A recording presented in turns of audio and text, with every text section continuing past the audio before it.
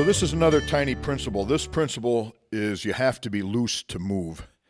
And what was amazing about Tiny was he was such a powerful guy, such a huge person, but he was amazingly fluid and loose. He was not rigid in any of his motions.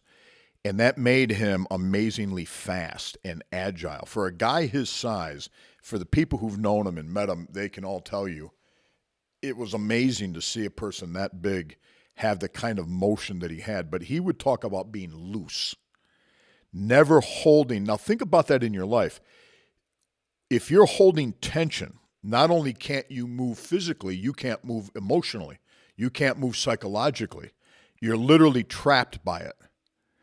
And then you're a stationary target for a punch, a kick, whatever, or just in life you're a stationary target. So the idea that life is a fluid, ever-moving thing means that for you to be in the flow of life, so that you're in a cooperative relationship with life, you have to be loose, not just physically loose, mentally, emotionally. It doesn't mean lazy. It doesn't mean laying around doing nothing.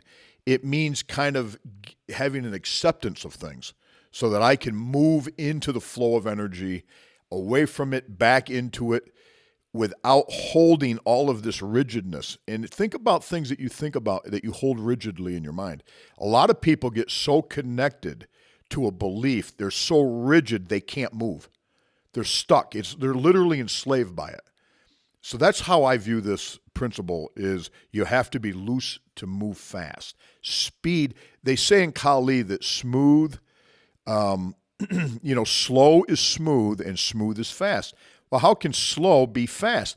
It is because the smoother you get, the less effortlessly you can do it, the faster you become. So another way to think about this is the more rigid you are, the more constrained and unmoving you are, the less you're going to be able to move anywhere in your life. Not just physically, your whole life will become stagnated. So think about it.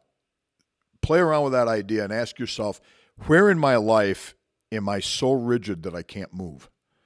And you'll find places and then you can work on it.